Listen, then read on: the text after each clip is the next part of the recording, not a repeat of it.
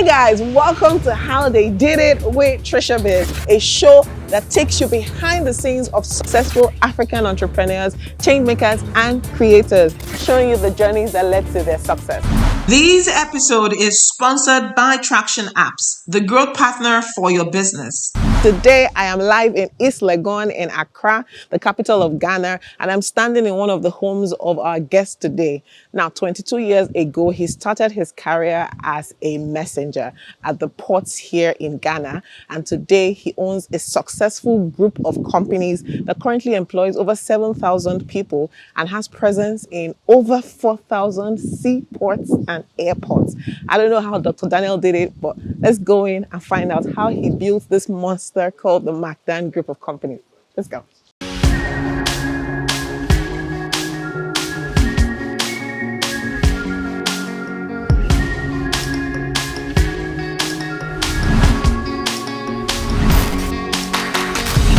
All right, welcome to another episode of How They Did It with TriciaBiz. Today, I have the amazing Dr. Daniel McKorley, the founder, CEO, and chairman of McDan Group of Companies. It's good to have you, sir. Thank you. Welcome on set. So let's get into it. So what was growing up like for you with lots of siblings and limited resources? This is Africa. In Africa, you don't expect to have enough. I mean, where I grew up, you have to fight to be a champion. And I find myself a bit privileged. Okay. Because life wouldn't have been any better. Maybe if I hadn't had fought, I would have been a doctor, a lawyer, sitting somewhere on the Wall Street, enjoying some paycheck. But where I grew up from a very noble and tough environment, whereby I was the 8th out of 10 children. And by 13 years, I was already on my own. I was already on the street in Labadi. We call that place Labadi. It's a suburb, like a serious community where the less privileged is ignored. More or less to say. So this is how growing up started. I actually attended elementary school. In our parlance, we call it Saito. Okay. Saito. I remember from nursery school to class, let's say Form 1 to Form 2, I walked barefooted to school. So that's how it was. But I enjoyed those days. Casting my mind back, it wouldn't have been any better. And I'm privileged. Okay, so in that time, you're walking barefoot to school, you're going with shorts that have holes, etc. And did you ever believe your mom when she would make statements like, those laughing at you now will come eat crumbs at your table in the future? Did you believe her? You're just like, it was just something she said to get you going? Yeah, it sounds like a music, but a very sweet music. Okay. It really sounds like a music, and I said, what is my mother talking about? But I believe spiritually, she was saying something very profound. I mean, our mothers are our spiritual incubators. And when they talk, I really respect women. And my mother, as my first lady, I always say that whatever she professes came to pass. So in those days, it sounded like some sweet music. And actually, I felt good whenever she said those things. I said, oh, stop dreaming. Stop dreaming. Because hardly can anybody succeed from where I was coming from. But I believe in myself.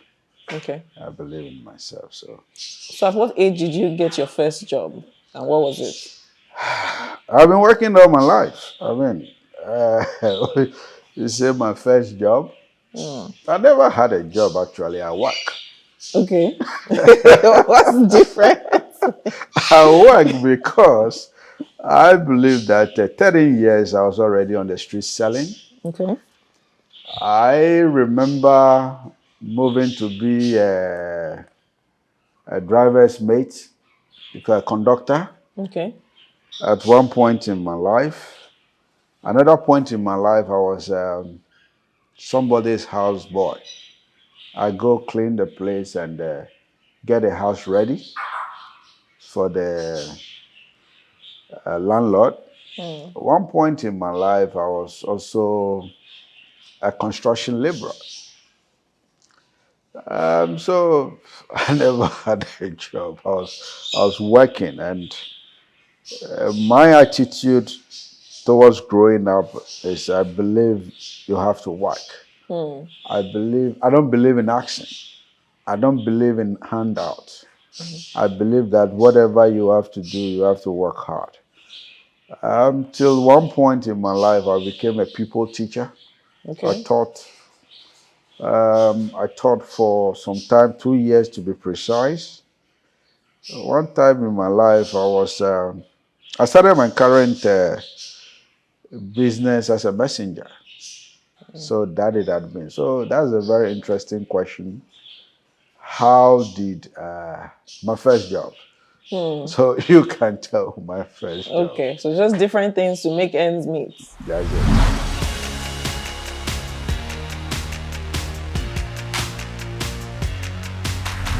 Okay, so at this point, you're on the streets. You move out of your family home, you squat here and squat at the next place. And out of the blues, you decide to build your home. How did that idea come about? You're still doing different menial jobs. How did you come about the idea to build your first home? You know, you must believe in something. You must know wherever you're going and where to start from. I believe in little steps. I believe in taking baby steps. So I said, look, a journey of 1,000 miles always begins with a step. So I remember those days, I went to rent a place. I walked to the landlord one day and said, please, I want my rent back. And it was like, why? I mean, stay some more. Because he found me very handy. So I cleaned her house, her property, I painted the place without nobody asking me. So moving out was quite a blow.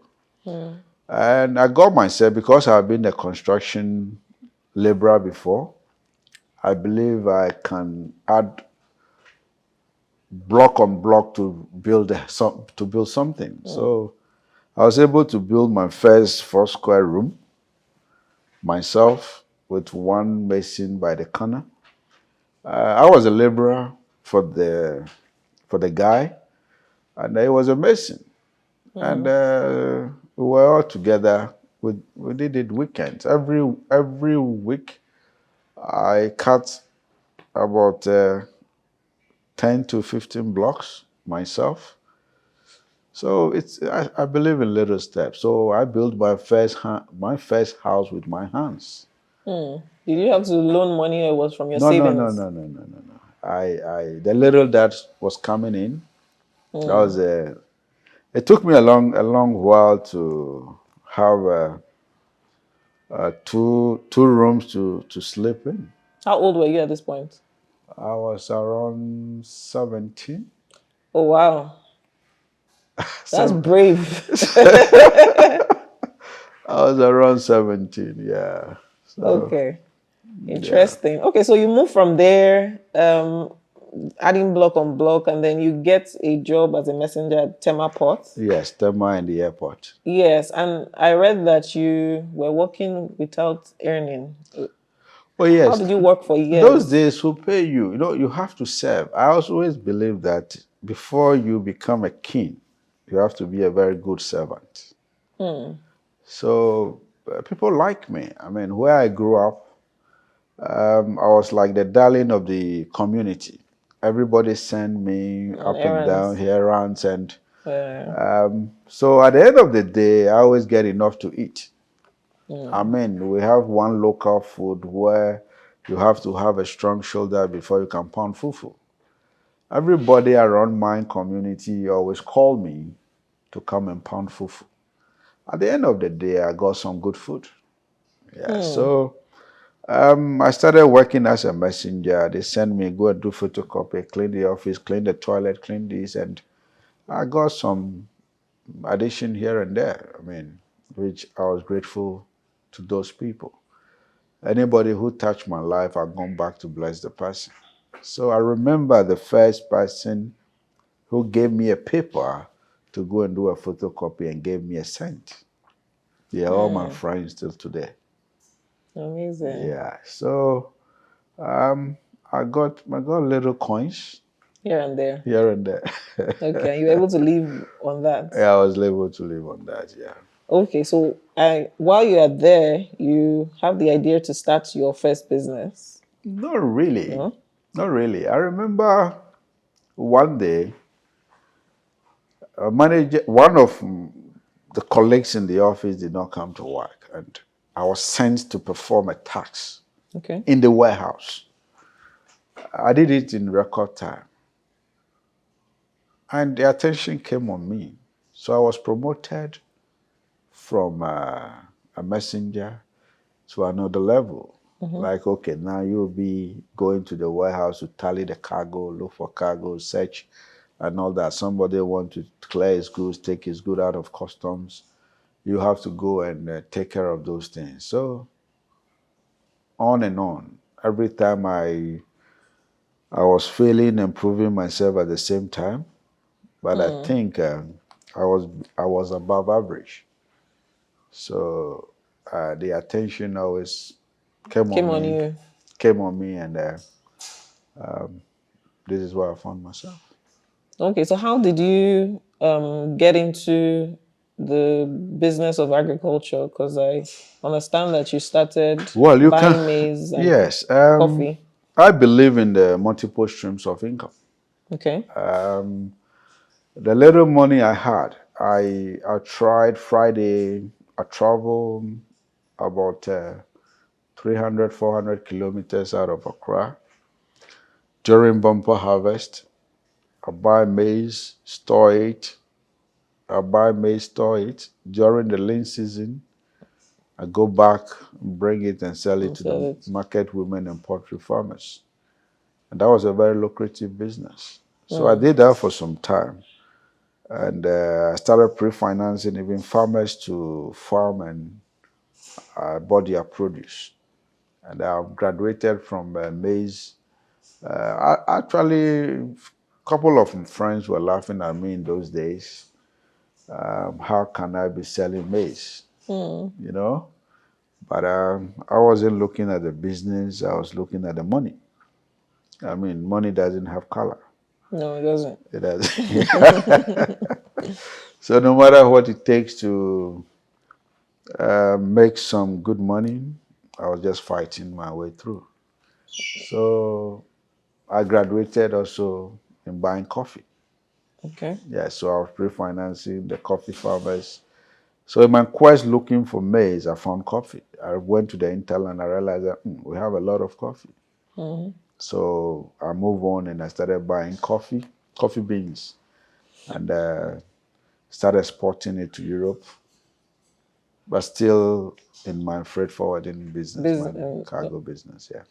Okay. So how were you able to get? How did you grow the business, and how were you able to get international buyers as at that time? And as at that time, I was a bit aggressive. I never stop at anything. I'm always making research and all that.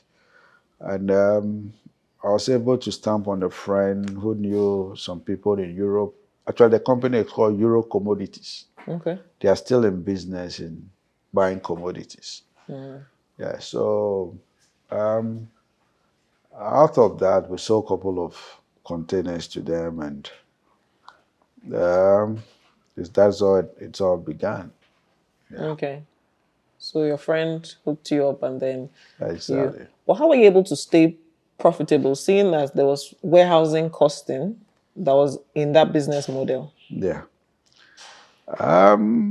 Business is business. I mean, you don't touch what you cannot manage. It's one of my business principles. Don't touch what you cannot Cannot manage. manage. I mean, I try to cut my losses. I moved miles away to rent a warehouse, which is cheaper. Okay. I didn't rent any warehouse in the city. My warehouse is somewhere in Isawam. So that drops costs drastically. That dropped cost drastically. So that's what happened. I was able to manage my cost. Fantastic. Manage costs.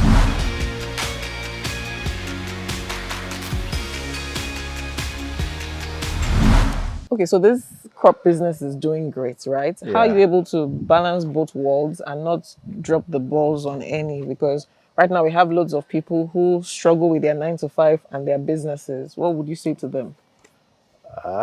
For me, it's all about discipline and consistency. I also don't believe that if you want to be a big business person, you should relax with your time. Okay. There's something called time management in business. I mean, you always make hay while the sun shines. And I'm a multi-task person. And if you want to be a big business entrepreneur, let me use the word entrepreneur, you have to be able to be multitasking. Okay. Yes, if you are not, then you'll be limited in your growth. So for me, every aspect of my time is very important because I believe I'll have enough rest when I become the second or the first richest man in the world. Interesting. So, so at that time it was just let me just hustle and get it in as much as possible. Exactly. So this is the business that gave you your first $1 million, right? Yes, I made my first $1 million in selling the maize and coffee at the age of 28. 28. Years. How do you feel? Just some 10 years ago, you were hustling, messenger, houseboy. For me, money doesn't have impact on me. I was as normal as anybody else because I had $1 million in my accounts. I was using a Fiat Ritmo, and I was living in the Chamber and Hall house. So I mean, you can Google Fiat Ritmo. It's one of these old cars. That's what I was using, and it was fun. I always want to achieve something. I always want to do something new. So making $1 million, it dawned on me when I lost all. Yes, I was going to ask that. In one natural disaster, everything disappears. When I had it, I didn't feel anything like I was normal. I was myself. I mean, just imagine a Rasta boy from the streets. And all of a sudden, maybe my mother trained me well, or maybe where I grew up, the culture, the discipline had a lot of positive effects on my growth. I must say that because though I had money, but I respected everybody on my path, and arrogancy wasn't part of my. Well, I shouldn't be singing my own song. Praise. I know you already wrote down a full notebook because you're getting so many nuggets from today's guest. But before we go further, I wanted to share with you an amazing feature that our sponsor for this episode has.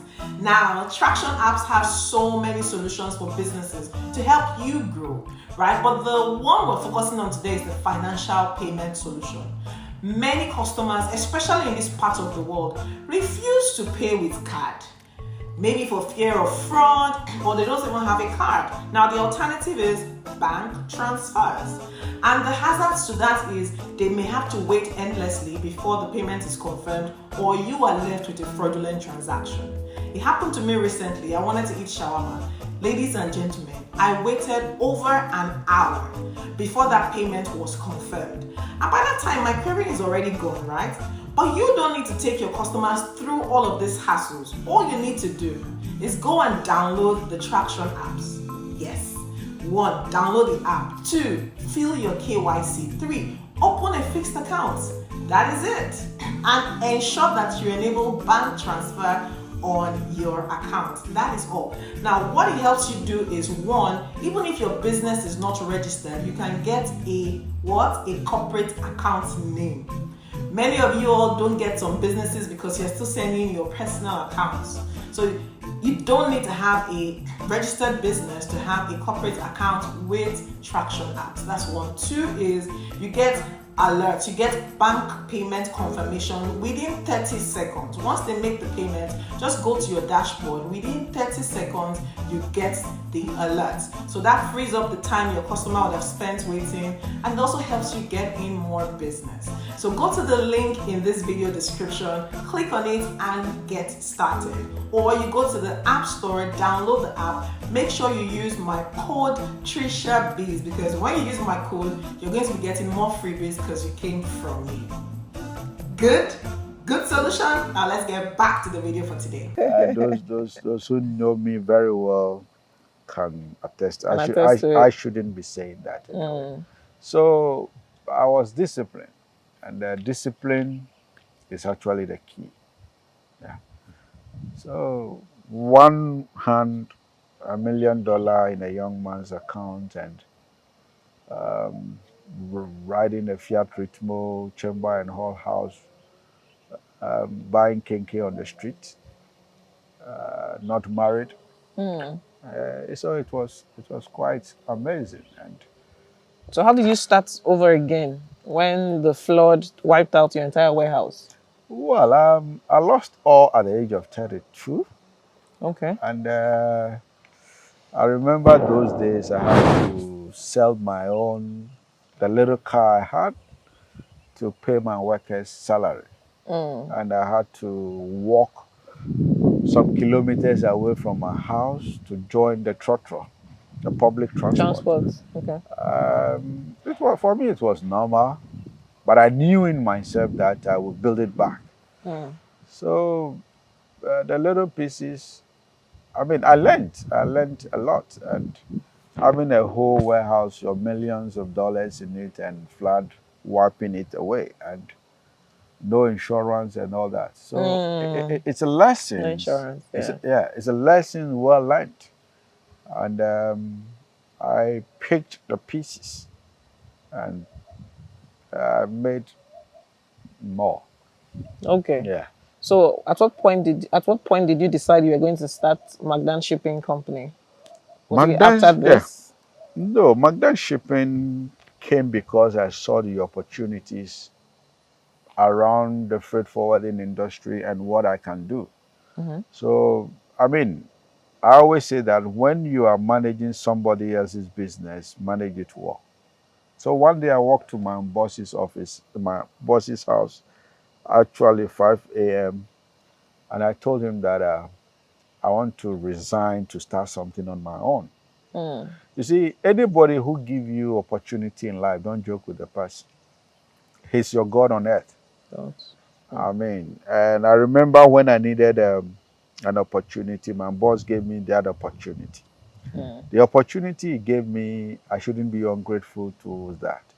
So he told me to give him 6 months. I allowed 6 months. Try. He came back and asked me for another 3 months to support his business. I did. He came back and asked a whole year. So the day I wanted to leave, the month I wanted to leave, I had to spend another 12 months. Wow. Yes, because I had to pay my dues. He gave me opportunity, he gave me life. So I need to respect that. One day I'll also start my business, and I'll need good people to be around me. So that's what happened. So I left, and I started. In freight forwarding, you need to take some risk. I cannot be sitting in your business and be using your business to make money for myself, or using your time to make money whilst you are paying me. It's not part of my principles, and morally, I don't like that. So my moral principle did not allow me to do that. If I'm living, I live fully. Okay. So if I'm going to struggle, I go and struggle on my own. I won't use your business. I won't take advantage of your business To use it to grow yours. to use it to grow mine. So that's really what happened before I started the McDan Shipping. So this is year 2000. The year 2000, yes.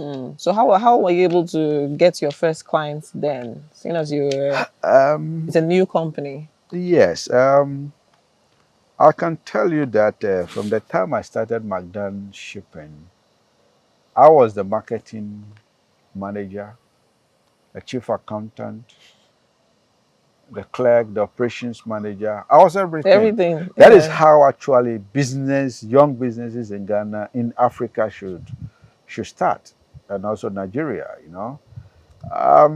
Many a times you need to be disciplined in that area. I keep talking about discipline, because I've seen it all. And if you are not disciplined, it will take you tsunami to be able to succeed. So I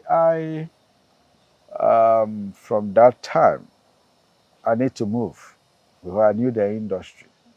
I was doing a lot of stuff. I need to humble myself, go to people I know that I knew they need support. So that's all it started. Africa is open, and I can tell you for a fact that there's too much money here. Yeah, there's too much money here, there's too much business here. But depending on which angle you are looking at it, I also believe that the upcoming youth are too lazy, and they want to make millions quick, fast money, and it saddens my heart a lot. Okay, so at this stage, were there any setbacks that the business suffered, seeing as it was new, you were the only person trying to get everything done? This is Africa. This is Africa. I can tell you for a fact that this is Africa. I mean, success is tough. I mean, you cannot reach the top if you don't go through some failures. I failed. I had challenges. Imagine you are trying to do 3, 4, 5 things at the same time. You definitely have your failures. But you have to accept it, that all cannot be perfect. So a lot of failures. I can give you 10,001 failure. I mean, what's the one that you can tell us? Okay, let me tell you the one that had to do with human resource management. Okay. How our terrain can make us feel, and how feel and the people around you can make you feel. In my entire business world, to build my business, for me, my focus had not been on finance, but had been on human resource. I remember one day I got a contract to move some goods to the northern part of this country. And for a long while, this is a big contract for me. The worth $3 million. Oh. Yes, and an ordinary driver, for a whole day, we cannot find a driver who are loaded goods worth millions of dollars. And we're looking the whole country through the route. So I have to send a message to the police. And sir, like then, I sent my men around. I saw one branded vehicle parked somewhere. I said, are you sure? So nowadays we have WhatsApp and all those things that you can just take the picture. But those days you have to move. So I have to drive. I drove 3 hours to the location. When I got to the place, this guy was sitting down with the girlfriend with towel on his waist, eating fufu. Eating what? Eating fufu. I said, whoa. I lost the business. Oh. You know, it's sad. Mm. You know, and it's also fun after you cast your mind back. It But gives you some experience. So when you are mentoring the youth, it gives you have lived it, so you can talk we about can it. talk about it.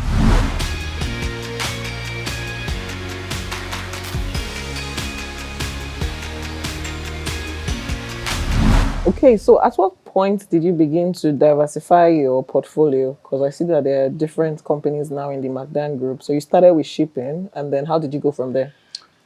Well, it comes with the opportunities, and I mean, I have failed many times in my life, and when the opportunity comes, you take it. Mm. So I kept taking them till today. I think after McDan, even within the McDan scope, the McDan grew from just a freight forwarding company to warehouse champions to transportation to international wing, going to other countries to moving logistics around the world Mm. and to buying cargo planes and vessels. So it has its own expansion. After that, I went into hydro. Now we have one of the biggest hydro companies in Africa. We do dredging and sea defense. And I went into agriculture. Okay. Yes, and the biggest of all, now I'm into mining. Mm. So that's how It progressed. it progressed. Yes. Okay. So what do you say are your biggest recorded successes on this journey?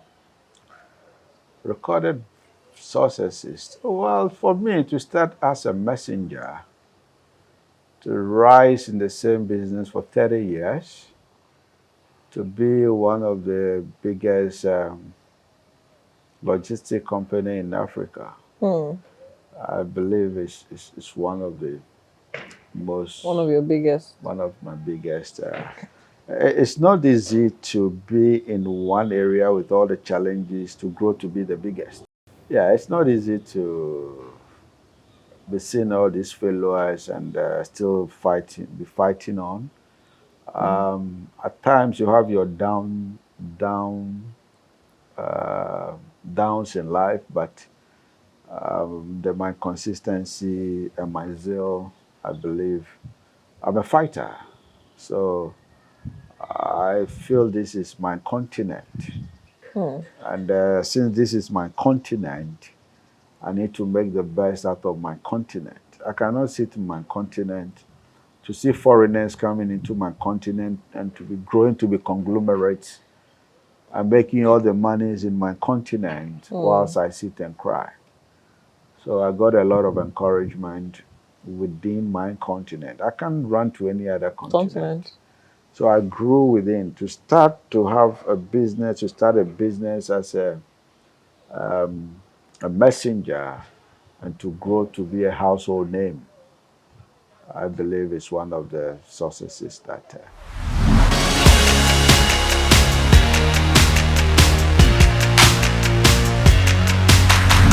Philosophy of business growth, which you mentioned in your book, The Path of an Eagle, Despair, Hope, and Glory. Guys, this book is actually the gems in this book. Like, I stayed up at night reading it on Amazon, and it was just phenomenal, seeing somebody who's willing to share their story in depth and to share lessons from it. So in this book, you talk about your the different business growth stages. The I think it was infant, organic, and corporate.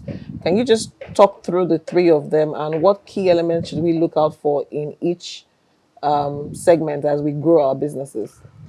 Well, actually, these three are my own. You'll Yeah, never your see it. philosophy. Yeah. My philosophy, you'll never see it in any business. I mean, but I believe that is the root of every business growth. Um, when we talk about the infant, every business must start from somewhere, somehow. And in every beginning of every business, there must be a personality. And that personality should be the one that drives the business. So at that infant stage, you are the CEO of your own business. You are the accountant. You are the messenger. You are everything. I remember those days, I have to carry my checkbook in my bag. Right. I cannot travel anywhere more than a week or two. I'll be running back. I have to go and see my customers myself. That is the stage. That's the infant Infant stage. stage. And that is a good stage because you are passionate about your business. You like what you're doing. You don't want to make mistakes. You avoid mistakes. So for me, that infant stage bring a lot of growth. And that growth takes you to what I call the organic stage. The organic stage, you can see your growth and you can feel your growth. How do you feel your growth? In your bank account, in the accolades you get.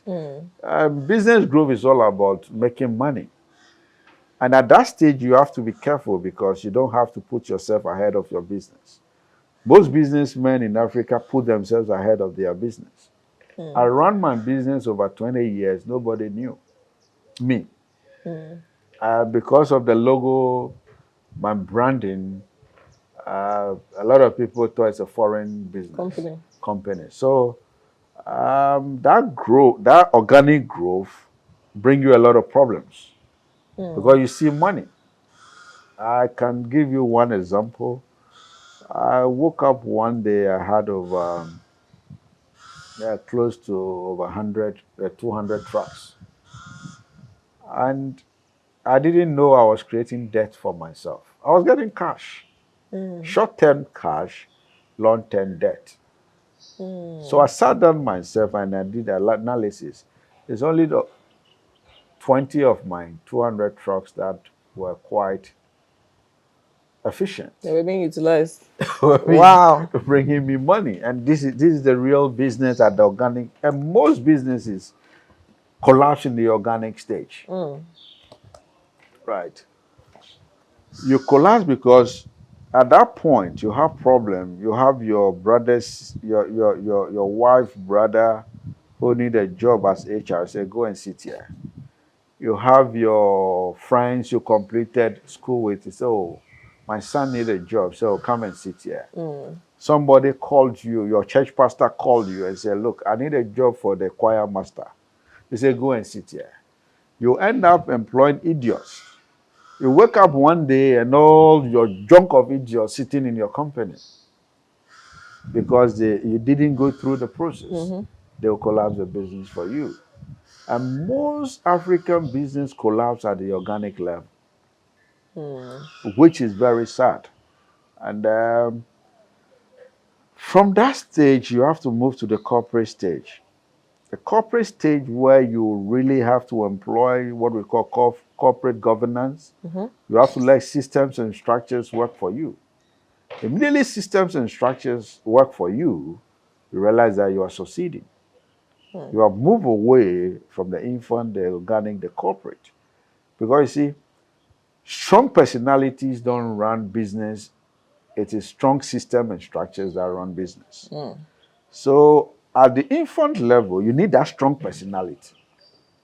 Part of the organic stage, you need that strong personality. But at the corporate stage, you tone down the strong personality to let the system and the structures work for you. That's where you build international business. Fantastic. Yeah, that's like a full business class lesson in 5 minutes. Thank you, sir. Yeah. So rounding this up, I stumbled on the McDan Entrepreneurial Challenge on YouTube, and I was like, oh wow, this is actually amazing. You know, giving entrepreneurs an opportunity to scale their businesses. So how did you come about that idea, and are there any plans to scale beyond Ghana? Well, I always try to find solution to problems. There are too many problems to be solved in Africa. And in Ghana and Africa, we like complaints too much. all the youth are turning into politicians. Everybody want cheap money. So I saw an opening and said, look, let me change the mentality of the African youth. So I started the McDan Entrepreneur Challenge. And it's a different concept. The concept is nowhere in the world. McDan is not interested in your business. McDan is interested in changing the way the youth think about business. At the same time, we give them support. We don't go about throwing money at them. They'll fail. We mentor you, we put you in an incubation class, we support you, we look at your business to give you a hand up. McDan does not give a hand out. Though we do that in our foundation, but when it comes to the business challenge, the entrepreneur challenge, we give a hand up. Immediately McDan give you a hand up, you are there.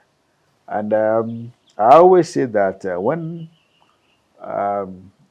now being the billionaire, I want to see more millionaires around me. Okay. And the next generation, I want to see them taller than me.